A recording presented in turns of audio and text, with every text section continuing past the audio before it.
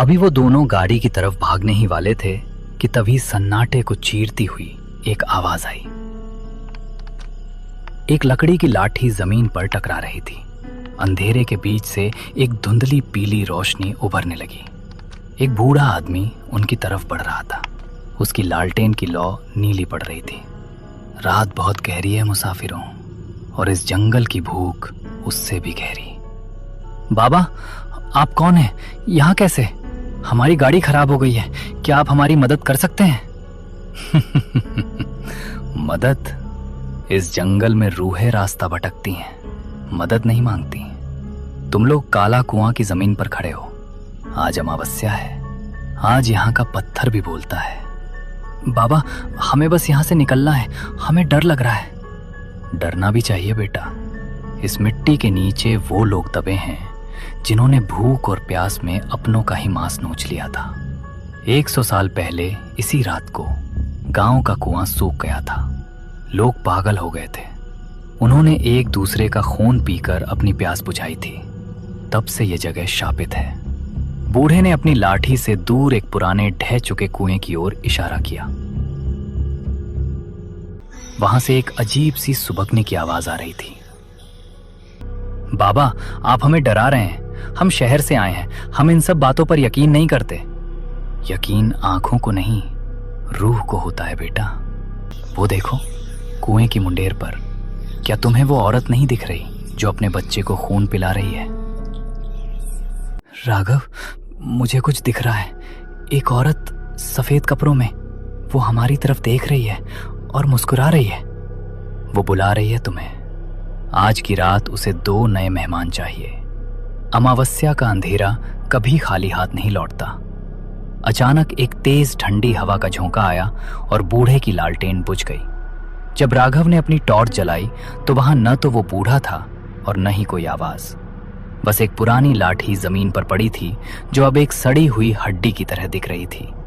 बूढ़ा गायब हो चुका था, लेकिन उसकी डरावनी हंसी अभी भी हवा में तैर रही थी। राघवदेव और समीर पत्थर की तरह जम गए थे। तभी गाड़ी का रेडियो अचानक फिर से चालू हुआ, लेकिन इस बार शोर नहीं था, बल्कि एक बहुत ही सुरीली और जानी पहचानी लोरी बज रही थी। वही लोरी जो राघव की माँ उसे बचपन में सुनाती थी।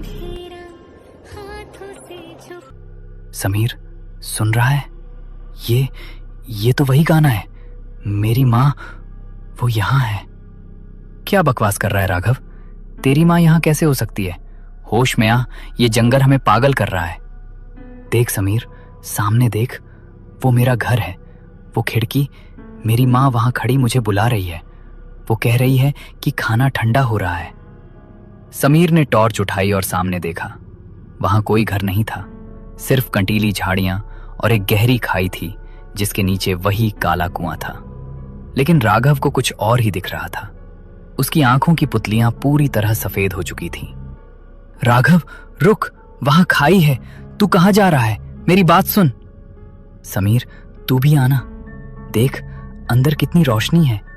बूढ़ा सही कह रहा था, अमावस्या का अंधेरा बहुत सुकून देता है। राघव धीरे धीरे खाई की मुंडेर की तरफ बढ़ने लगा।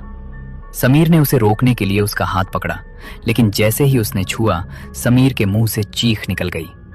राघव का शरीर लोहे की तरह ठंडा था और उसकी खाल कागज की तरह फटने लगी थी। तू राघव नहीं है। तेरा चेहरा पिघल रहा है। राघव तो कुएं में गिर गया समीर, बहुत साल पहले। आज तो सिर्फ मैं हूं।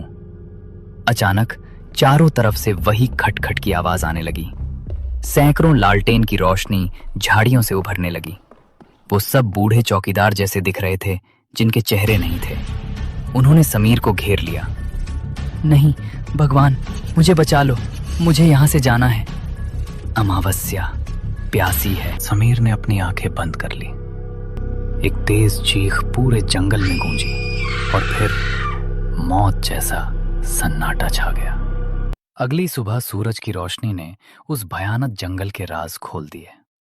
पुलिस को सड़क के किनारे वही पुरानी जीप मिली। गाड़ी का बोनट खुला था, लेकिन इंजन में कोई खराबी नहीं थी। गाड़ी के पास राघव का कैमरा गिरा हुआ था। जब पुलिस इंस्पेक्टर ने कैमरे का प्ले बटन दबाया तो वीडियो में सिर्फ